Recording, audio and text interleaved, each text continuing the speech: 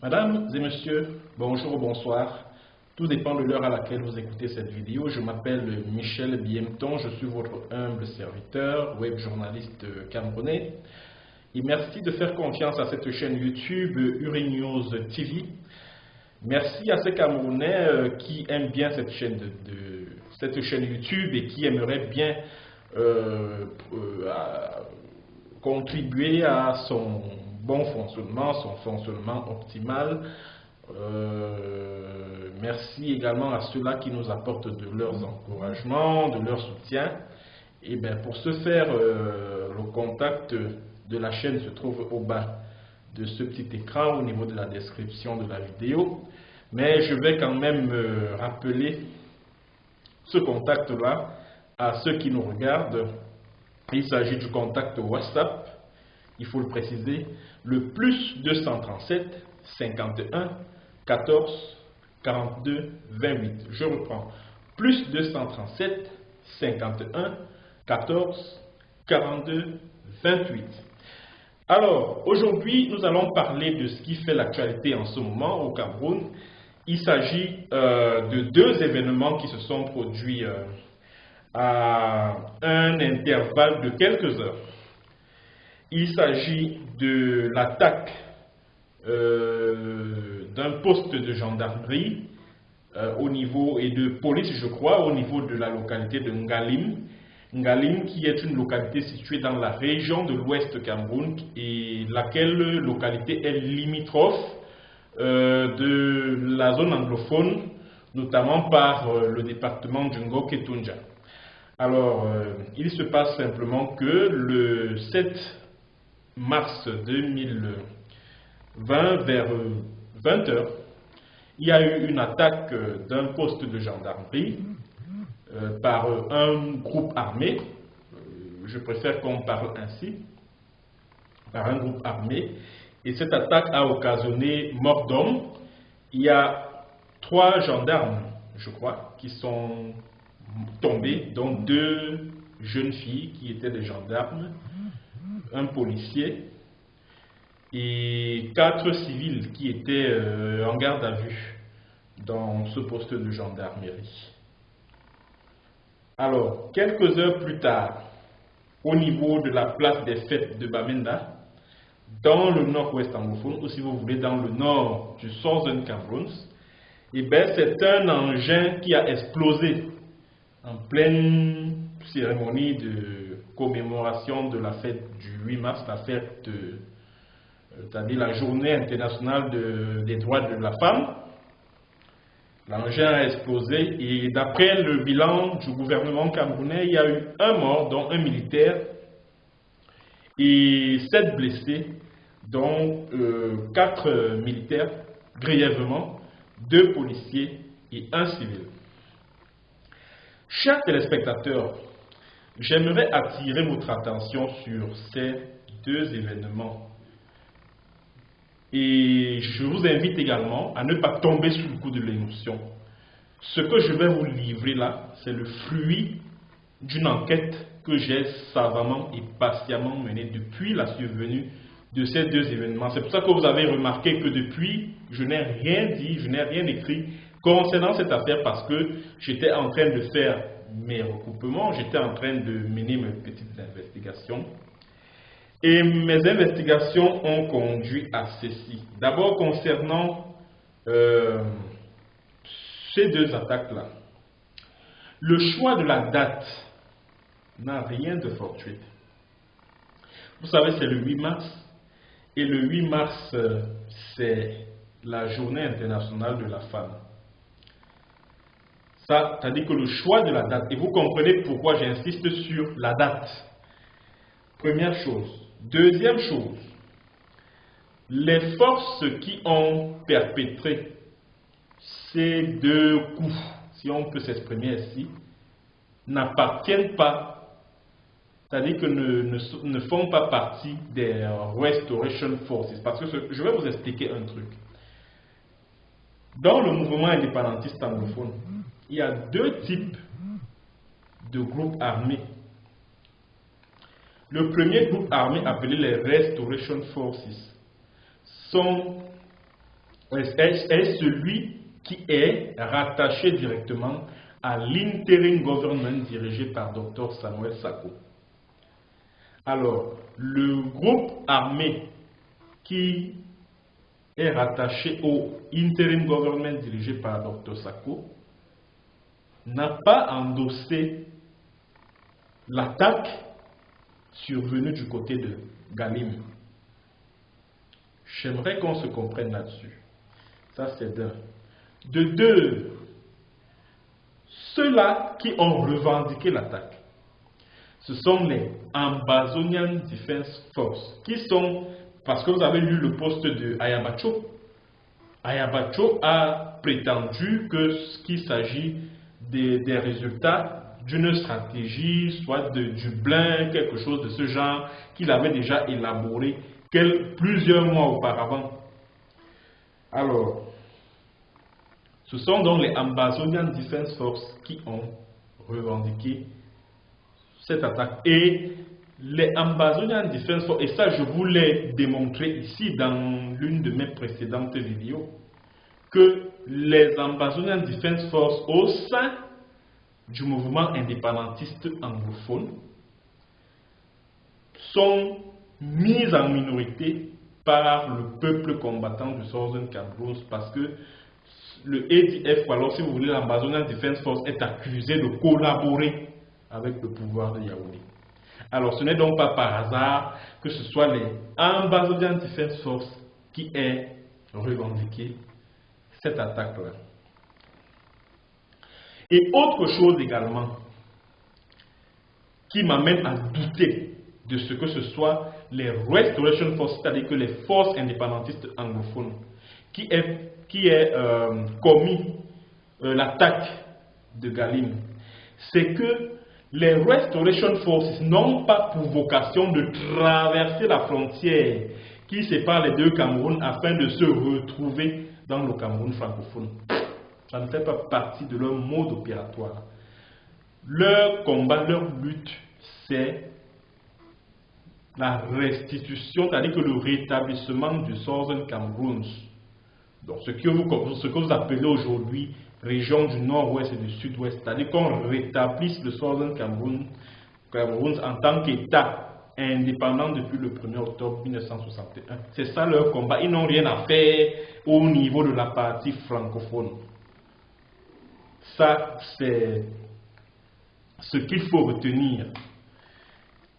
Bon, maintenant, après avoir dit tout ceci, l'on en arrive à la conclusion selon laquelle, et d'après les informations en ma possession, c'est qu'il s'agit d'un coup monté par le pouvoir de Yaoundé pour, distraire l'opinion nationale et internationale des massacres et de Ngabou et de Babanki et de Oumdong, de tous les massacres perpétrés par le pouvoir de Yaoundé ces dernières semaines.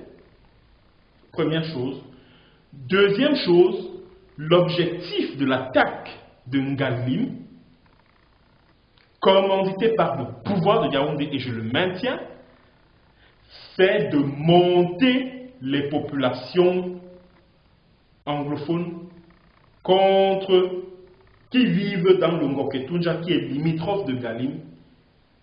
Donc monter les populations anglophones vivant dans le Ngoketunja contre les Bamileke qui vivent en Galim. Je ne sais pas si vous me comprenez. Et l'autre objectif également, c'est d'utiliser cette attaque de Ngalim-là comme un prétexte pour lancer une attaque contre les Restoration Forces qui contrôlent le Ngoketunja. Je ne sais pas si vous me comprenez. Donc c'est ça l'objectif de l'attaque de Ngalim. C'est vrai que vous me direz que oui, puisque ce sont les policiers qui sont morts, les gendarmes et tout, compte tenu de ce que les Restoration Forces ont pour cible les policiers et les gendarmes alors il n'y a que eux pour avoir commis ce genre de choses. Mais soyons quand même sérieux. Vous pensez que si les Restoration Forces veulent attaquer un poste de gendarmerie ou de police, c'est après avoir traversé la frontière à moto et tout ça qu'ils le feraient pour se retrouver dans le Cameroun francophone? Il y a plein de postes de gendarmerie chez eux là-bas. Ils attaqueraient ces postes de gendarmerie là et puis commettraient un tel coup chez eux. Ils n'auraient pas besoin de traverser la frontière. Et beaucoup de personnes ont remarqué que quelques heures après l'incident de Galim, on a vu des images des armes et tout qui nous ont été présentées comme des... Excusez-moi, c'est un dysfonctionnement physiologique là. Bon, on a donc vu des images circuler sur Facebook, des images des armes que les Restoration Forces auraient saisies après l'attaque de Galim. De vous à moi, vous pensez, nous connaissons tous les postes de gendarmerie au Cameroun, notamment en zone rurale. Vous pensez qu'un poste de gendarmerie ou de police en Galim pouvait contenir un tel armement? Et vous pensez qu'avec un tel armement, il n'y aurait pas eu une confrontation de manière à ce qu'il n'y ait pas autant de morts? Comme à l'instar de ceux enregistrés après cette attaque de Ngalim, non. Il ne faut pas qu'on se paye la gueule des gens. Et une autre vidéo a également circulé. Il s'agit de celle de Général Nopeti, qui coiffe les forces indépendantistes anglophones qui contrôlent le Ngoketunja. Cela est également un montage. Le Ngoketunja County, si on peut appeler ça ainsi, a formellement démenti avoir revendiqué l'attaque de Ngalim. Et tous les indices concordent au fait qu'il s'agit d'une histoire savamment montée par le pouvoir de Yaoundé pour dresser les populations les unes contre les autres. C'est-à-dire que les populations de l'Ouest qui vivent à Ngalim et les populations anglophones qui vivent dans les villages voisins, de manière à créer maintenant un affrontement sanglant entre ces populations-là. C'était ça donc l'objectif principal de cette attaque. Et un autre objectif, c'est de détourner, parce que vous pouvez remarquer que le lundi qui suivait, certains journaux financés par Atanga Polunji et tout ça disaient que oui, vraiment, voilà 3 gendarmes, un policier qui ont été tués en Galim. Où sont les ONG internationales là qui sont si promptes à condamner le gouvernement? Oh, où sont les ONG? Oh, est-ce que les ONG, vous voulez que les ONG fassent quoi? C'est la guerre! C'est la guerre! Et je vais vous expliquer un truc. Pendant la guerre, il y a ce qu'on appelle les objectifs militaires. Et tout homme en armes, que ce soit policier, gendarme, militaire, est un objectif militaire. Vous comprenez? Donc, le fait pour ces hommes en tenue, faits à leur âme, dont je n'ai rien contre eux, d'être tombés ainsi, on dira tout simplement qu'ils sont tombés sur le champ de guerre. Aussi simple que ça. Donc, c'est en conformité avec le droit de la guerre. Par contre, si les civils ont été tués, parce qu'on a parlé de 4 gardés à vue qui ont été tués, alors là, maintenant, ça devient un problème. Mais maintenant, puisque les Restoration Forces ne peuvent pas traverser la frontière qui sépare les deux Cameroun pour se retrouver dans la partie francophone, alors il y a des doutes que ce soit ces Restoration Forces-là qui aient perpétré ce coup. Ça, c'est pour l'attaque de Ngalim. Maintenant, mes chers téléspectateurs, j'aimerais attirer votre attention sur ce qui s'est passé à Bamenda le 8 mars, lors de la célébration du 8 mars, au niveau de la Commercial Avenue. quand les femmes étaient en train de célébrer le 8 mars, là, il y a eu un engin qui a explosé.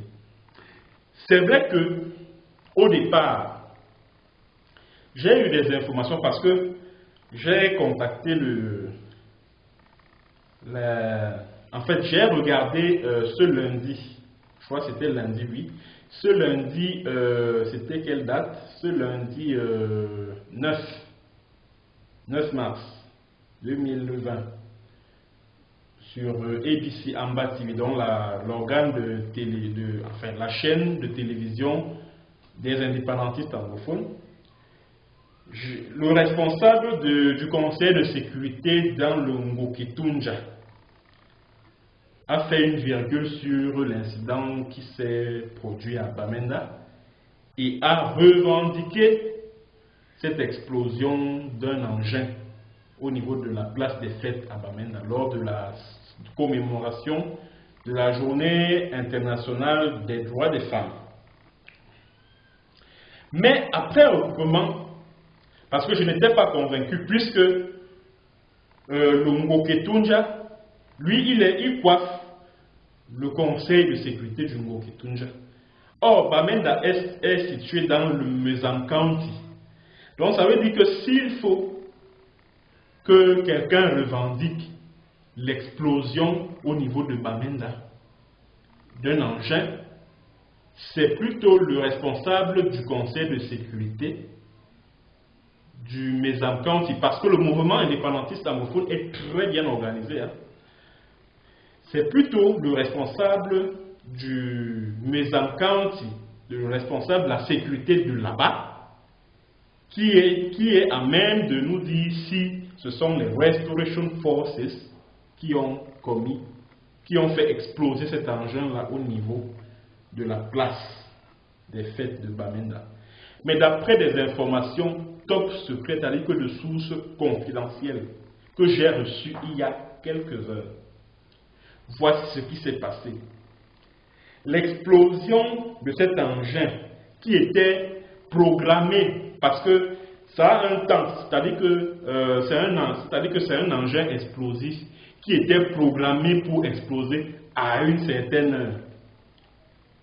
Je ne sais pas si vous me comprenez. Et ces Restoration Forces-là ne disposent pas d'une telle technologie. Eux, ils utilisent, par exemple, les gars des Red Dragons, là, eux, ils utilisent ce qu'on appelle les fancy, donc les explosifs de fabrication artisanale. Or, vous avez là un engin qui était programmé pour exploser à une certaine heure. Alors, d'après des infos de sources ultra confidentielles que j'ai reçues il y a quelques heures, c'est le pouvoir de Yaoundé, à travers certains de ses agents. On m'a cité les noms de Atanganji, on m'a cité le nom de celui qui dirige la région militaire interarmée là-bas, Nkavaler, général Nkavaler. Ma source m'a également cité le nom du gouverneur du Nord-Ouest, l'île de l'Afrique, ils étaient parfaitement au courant de ce plan-là.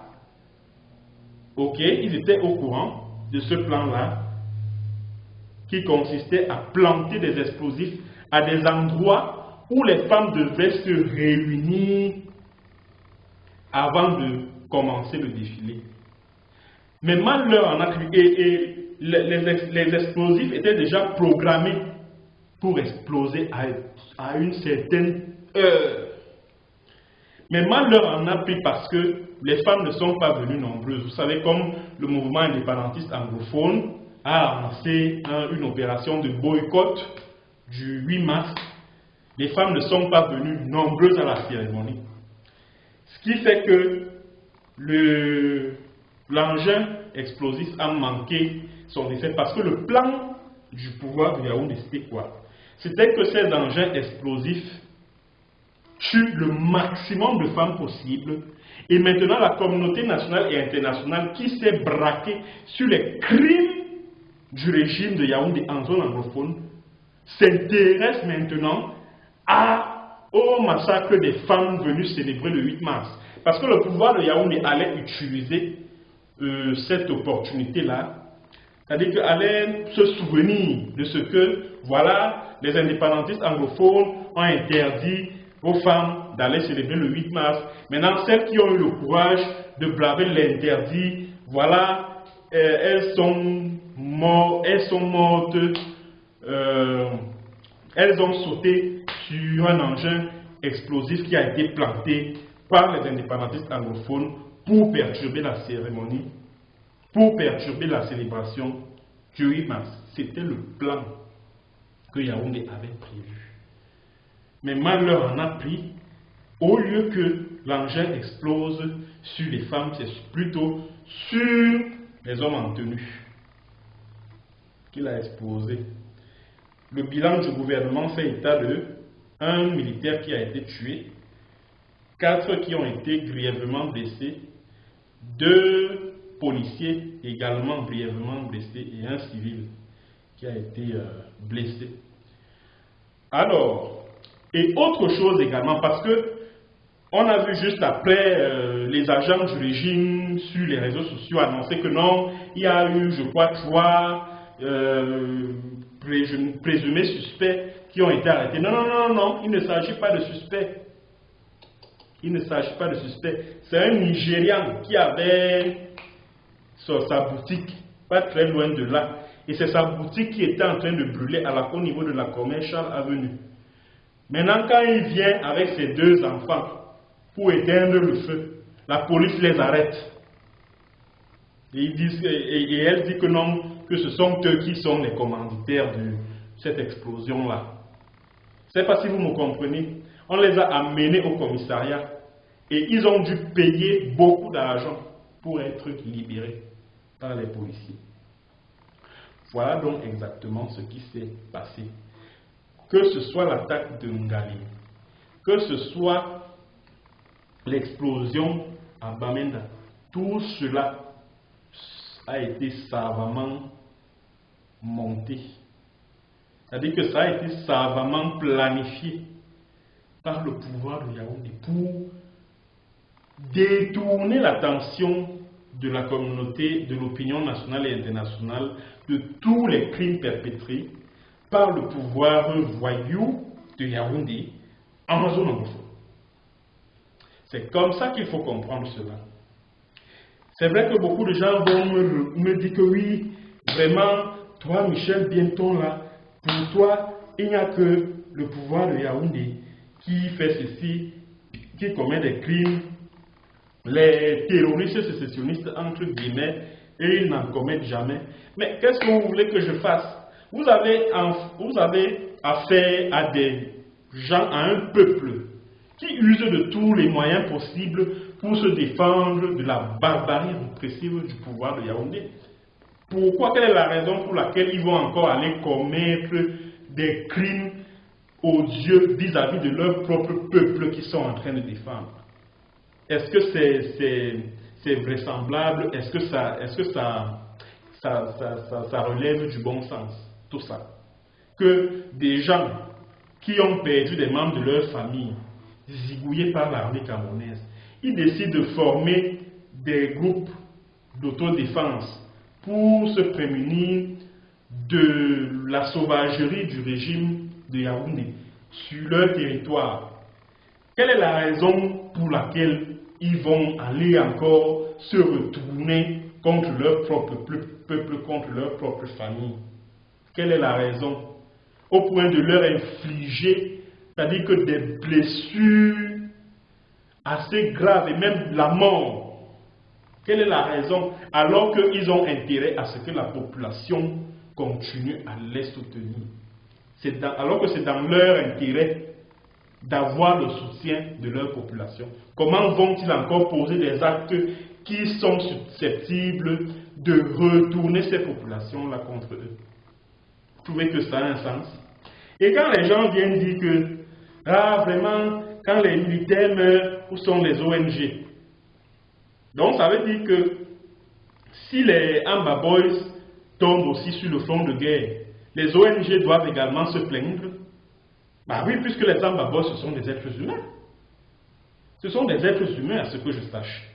Donc ça veut dire que si vous sollicitez l'intervention des ONG lorsque les militaires tombent au front, alors exiger également que les ONG plaignent le sort de ces Amba Boys qui tombent sur le champ de guerre. Voilà pourquoi j'étais en train de dire tout à l'heure que un militaire qui tombe sur le champ de guerre, vraiment ça relève du droit de la guerre. Il est considéré comme un objectif militaire, donc ça ne peut pas intéresser une ONG de défense des droits de l'homme. Par contre, quand un civil est pris pour cible par l'une des deux parties en conflit, là maintenant ça intéresse les ONG. Là maintenant ça intéresse les ONG qui aimeraient investiguer sur qui a fait quoi, etc. etc. Parce que l'ONG a pour vocation de défendre les plus faibles, les sans-voix, pendant un conflit. C'est ça la vocation d'une ONG. Les ONG ne sont pas là ne sont pas là pour réagir à tout bout de champ dans l'objectif de plaire à une certaine opinion. Je suis désolé. Je suis désolé. Alors, ce que j'aimerais que vous sachiez, c'est que, et je suis souvent surpris, c'est-à-dire que tout se passe comme si le pouvoir de Yaoundé planifie un certain nombre de crimes odieux qu'il s'empresse d'attribuer au camp des indépendantistes et espérer que la communauté internationale va réagir face à ça. Ça a été le cas quand Florence Ayafora a été tuée par les milices criminelles d'Atanganji, avec la collaboration de Nkonda Titus, qui est poursuivi par la police anglaise en ce moment. Celui qui a les pages YouTube, Facebook m'a contribué pour des masses. Parce que c'est lui, il est suspect dans l'assassinat de Florence Ayafor. Quand Florence Ayafor est tuée, l'objectif du pouvoir, c'est quoi? C'est de susciter l'émoi de l'opinion internationale. C'était ça l'objectif. C'était ça. Quand ils finissent de faire ça, ils envoient les vidéos sur les réseaux sociaux. Et puis après, tu vas les entendre là, oh vraiment, voilà. C'est-à-dire que les sardinards, là, comme on les appelle au Cameroun, c'est-à-dire que les psychologues devraient vraiment se pencher sur leur cas. C'est-à-dire, voilà des gens qui ne s'alarment que sur certains crimes et pas sur d'autres. Tout se passe comme si ils avaient choisi les victimes pour lesquelles ils doivent verser une larme, et pas d'autres. Ils choisissent les Florence Ayafor parce qu'ils savent qu'ils ont tué Florence Ayafor. Leur régime qu'ils soutiennent, ces sardinards-là, a tué Ayafor dans l'objectif justement de susciter la réaction de l'opinion internationale. C'est pour ça que vous avez vu celle qui se dit opposante politique là, Marianne Simone Ekane, elle dit non, elle demande aux Amba Boys de déposer les armes pour Florence Ayafor. Elle ne demande pas aux soldats camerounais qui massacrent les femmes et les enfants de rentrer dans leur caserne, elle ne demande pas à Biya d'appeler à un cessez-le-feu. Non, non, non, non, non. Elle demande aux enfants qui ont été forcés de prendre les armes pour se défendre contre la bestialité du régime de Yaoundé, à déposer les armes. Et elle ne brandit que Ayafor et aucune autre victime. Elle ne brandit pas le nom de Mami Api, elle ne brandit pas le nom de cette femme enceinte qui a été tuée en Gabou, ou alors les noms de ces enfants qui ont été massacrés par les militaires. Non, non, non. Elle se focalise sur Florence Ayafor parce que ce sont ses amis du régime qui ont tué Florence Ayafor.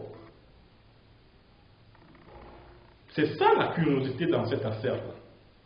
Alors, c'est donc la communication que j'avais à faire concernant ces deux événements, l'événement de Galim et puis celui de Bamenda. Merci à vous.